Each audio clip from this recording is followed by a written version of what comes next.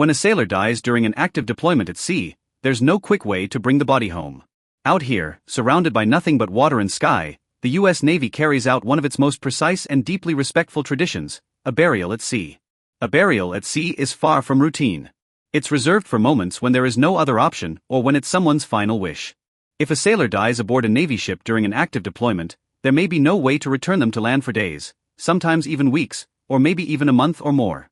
In these cases, the captain has the authority to approve a burial at sea. But it's not limited just to active duty deaths either. Veterans and retired service members can also request this ceremony in advance. Many do. Some just want to return to the sea one last time, the place where they served, where they lived part of their life in uniform. The process begins through the Navy Casualty Office, which handles all formal procedures. For deaths of active duty members, that office coordinates with the ship's commanding officer and the chaplain. Paperwork begins immediately, notifications are made, and every step is recorded with precision. For those who requested the ceremony while alive, their remains are transferred to a ship scheduled to deploy.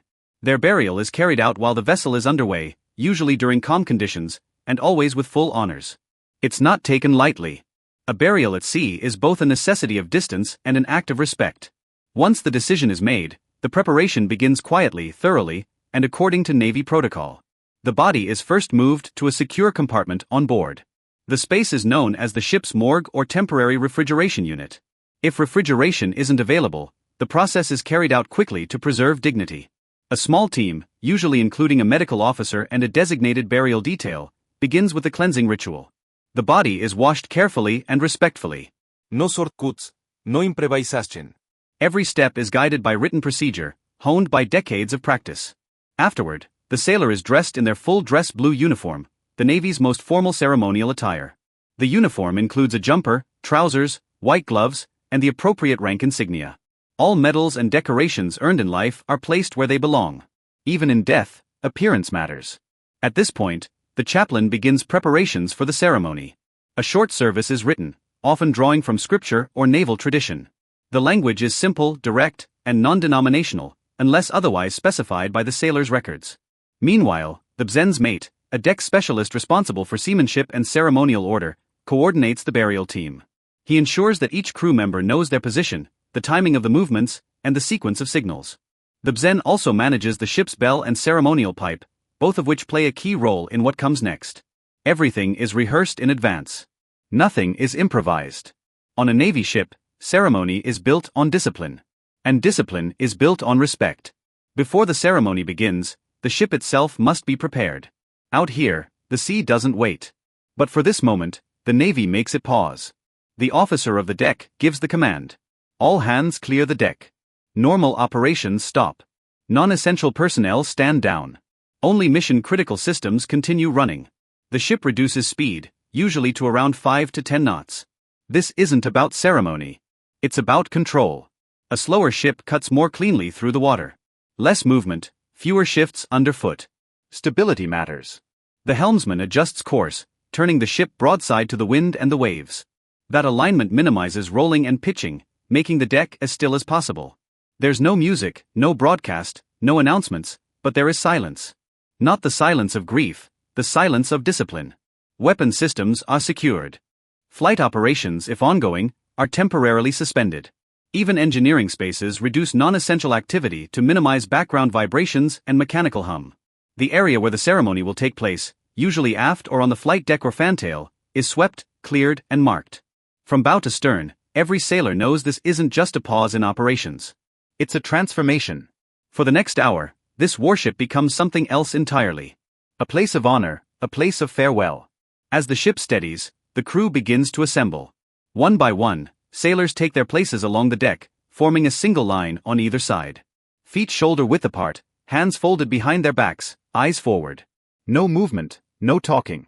Each member knows exactly where to stand. This isn't casual. It's coordinated. From junior enlisted to senior chiefs, everyone follows a diagram issued in advance. The alignment is exact. It's not just about appearance. It's about respect through discipline.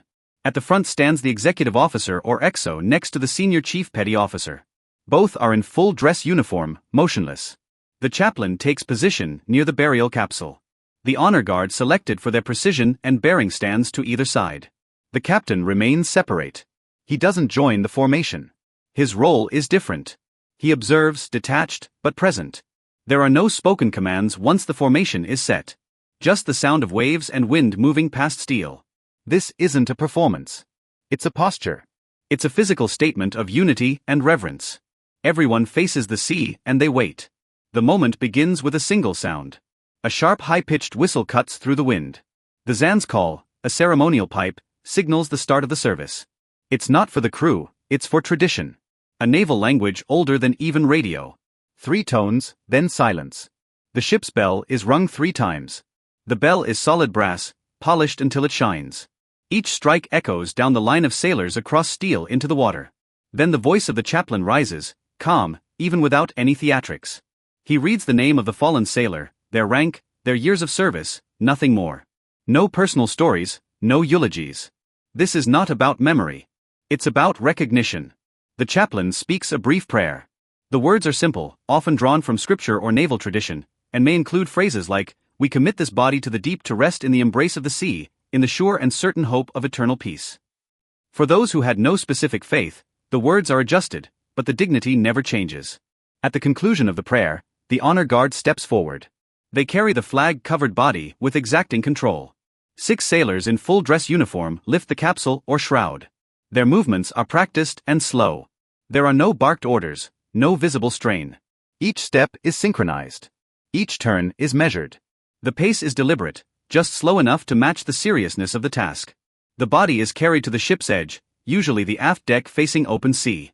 Before the final commit, the flag is removed. This is done with the utmost of care.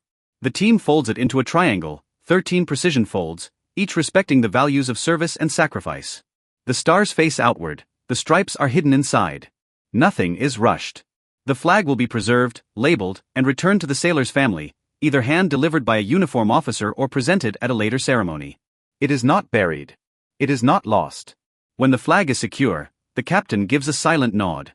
That's the only signal needed. At that cue, the burial team tilts the capsule forward. There is no sound, no final words, no music, just gravity and the sea. The body sinks below the surface.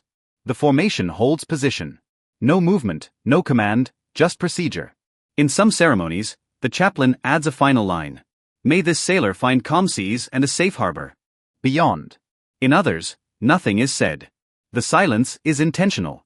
Unlike on land, there's no ground to lower a casket into. No bugle, no visitors. But see, the ritual ends when the body is gone. And yet, nothing feels incomplete. This is the Navy's oldest goodbye. A ceremony not for crowds, but for the crew. Witnessed not by family but by shipmates, by those who lived and worked beside the fallen in the same corridors under the same orders. There is no applause, no salutes after the drop. No one breaks formation for a few more minutes. Everything stays still. Then one final sound. A single whistle for them. The signal to conclude. The ceremony is over, but no one moves until the captain gives the order. Because out here, the silence is sacred. The sailors remain at attention. The ocean has taken the capsule. The water settles, but the crew does not move. Not until the captain gives the word. That word is simple.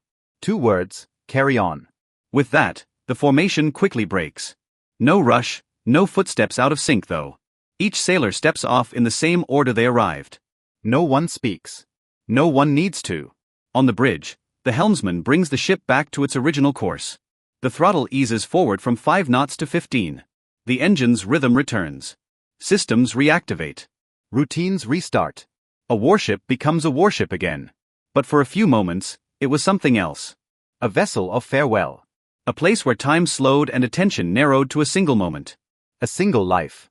The folded flag is logged, stored, and secured for delivery. The honor guard returns to duty. The chaplain returns below.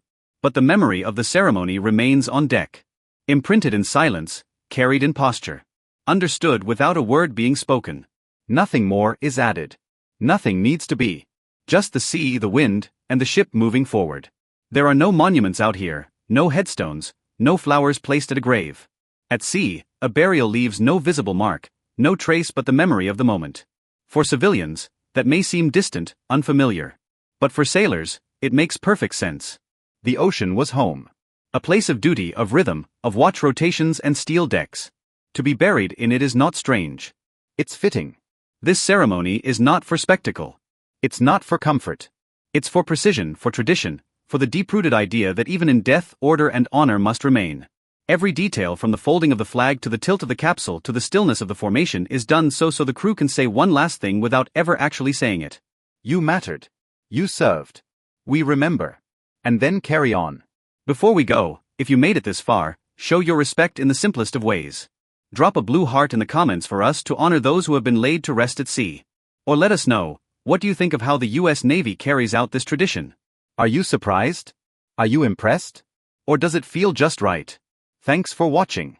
If this gave you a new perspective, give it a like and subscribe for more real stories from the world's navies.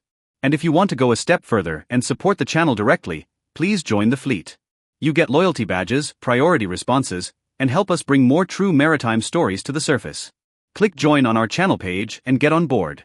Seriously, thank you for being here. I'll see you in the next one.